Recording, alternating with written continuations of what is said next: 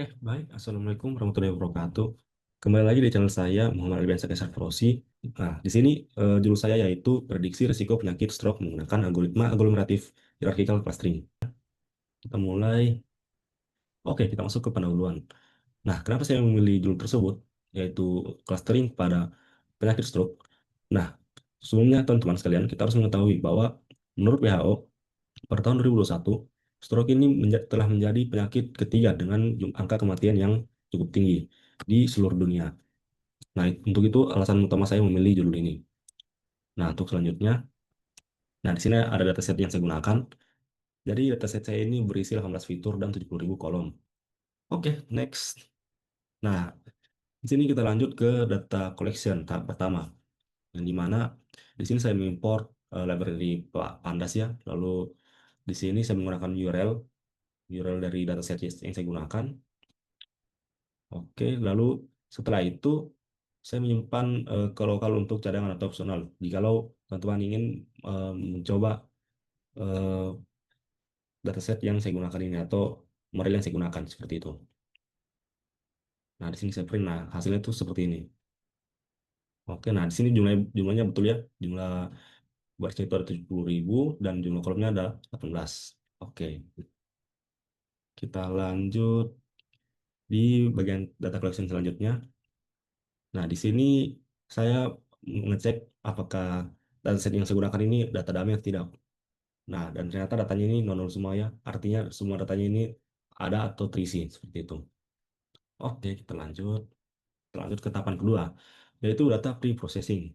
Nah, untuk di bagian data pre-processing ini, saya mengimport library Pandas lagi dan saya mengimport library NumPy. Lalu saya menggunakan scalar pre-processing, lalu saya mengimportnya menjadi standar scalar. Nah, setelah itu, untuk tahapan yang pertama, saya mengecek missing values-nya. Lalu untuk tahapan kedua, saya memisahkan target referensi dari fitur. Nah, untuk tahapan yang ketiga, saya menstandarisasi fiturnya. Seperti itu, menggunakan standar scalar tadi. Nah, maka hasilnya itu kan seperti ini. Nah, jadi dari semua fitur yang saya gunakan tadi, saya menghapus bagian stroke list yang binary atau yang angka biner. Seperti itu.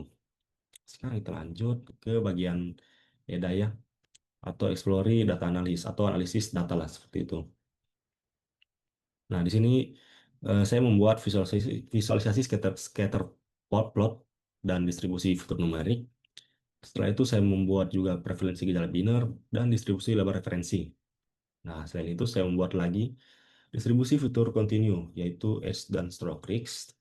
Lalu saya membuat lagi preferensi gejala biner dan saya membuat hit correlation map atau korelasi seluruh fitur. Lalu saya membuat lagi distribusi lebar referensi. Oke, kita lanjut lagi ya. Nah, di sini ada scatter plot, yang dimana di bagian scatter plot ini menggambarkan hubungan antara usia dan risiko stroke, yang dimana semakin bertambahnya usia, maka risiko stroke ini cenderung meningkat. Nah, tujuannya apa? Tujuannya itu adalah untuk visualisasi bahwa untuk menunjukkan usia merupakan faktor penting dalam penginginan stroke. Nah, ini bisa dilihat. Ini ada pasien yang berusia 90, walaupun dia tergolong rendah di antara umur 90, tapi kalau dibandingkan dengan umur yang lain, dia tergolong tinggi. Seperti itu. Jadi semakin tinggi umurnya, maka semakin tinggi juga risiko stroke-nya. Seperti itu. Oke, next. Nah, di sini di bagian distribusi variabel numerik data. Nah, di bagian distribusi variabel numerik utama ini menunjukkan bahwa distribusi risiko stroke dan umur tersebar cukup merata untuk bagian umurnya. Sedangkan di bagian risiko stroke-nya ini membentuk distribusi yang normal. Nah, tujuannya apa? Tujuannya adalah untuk mendapatkan pemahaman tentang pola dasar data numerik sebelum melakukan analisis yang lebih lanjut. Seperti itu. Lalu di sini ada prevalensi gejala biner atau rata-rata dari proporsi pasien yang bergejala. Nah, di bagian ini menunjukkan bahwa proporsi kemunculan setiap gejala pada pasien nilainya itu relatif seimbang di sekitar 0,5. Nah, tujuannya apa? Tujuannya adalah untuk melihat seberapa sering setiap gejala muncul dalam dataset tersebut. Seperti itu. Oke. Nah, sekarang kita masuk ke bagian heatmap correlation. Nah, di sini untuk heatmap correlation-nya menunjukkan bahwa hubungan antar fitur dalam dataset itu em, menunjukkan bagian ini. Umur ini memiliki risiko yang cukup kuat dengan risiko stroke. Jadi korelasinya itu cukup kuat lah hitungannya. Karena ini bisa dilihat dari semua fitur, hanya bagian umur saja ini yang memiliki korelasi yang cukup tinggi dibandingkan fitur-fitur yang lain. Seperti itu. Jadi semakin dia merah, semakin tinggi juga korelasinya. Seperti itu. Oke, sekarang kita lanjut lagi ke bagian distribusi label. Nah, di bagian ini menunjukkan bahwa jumlah data antara kategori itu tidak berisiko dan berisiko stroke. Nah, tujuannya apa? Tujuannya adalah untuk memahami distribusi target sebelum modeling. Nah, di sini terlihat bahwa datanya itu tidak seimbang dengan lebih banyak data yang tidak berisiko. Nah, ini bisa dilihat. Tidak berisikonya itu lebih tinggi ya daripada data yang berisikonya. Oke, kita lanjut lagi ya. Nah, di sini ada model buildingnya. Ini ada model building untuk aglomeratif yang saya buatnya. Oke, next. Di sini ada model building untuk algoritma K-means. Oh iya, saya lupa memberitahukan kepada teman-teman sekalian. Jadi, untuk algoritma yang saya gunakan ini ada tiga untuk membandingkannya. Yang pertama itu yang utama yang saya pakai, yaitu aglomerative hierarchical clustering. Dan yang kedua ada K-means. Dan yang ketiga itu ada Gaussian mixture model. Seperti itu.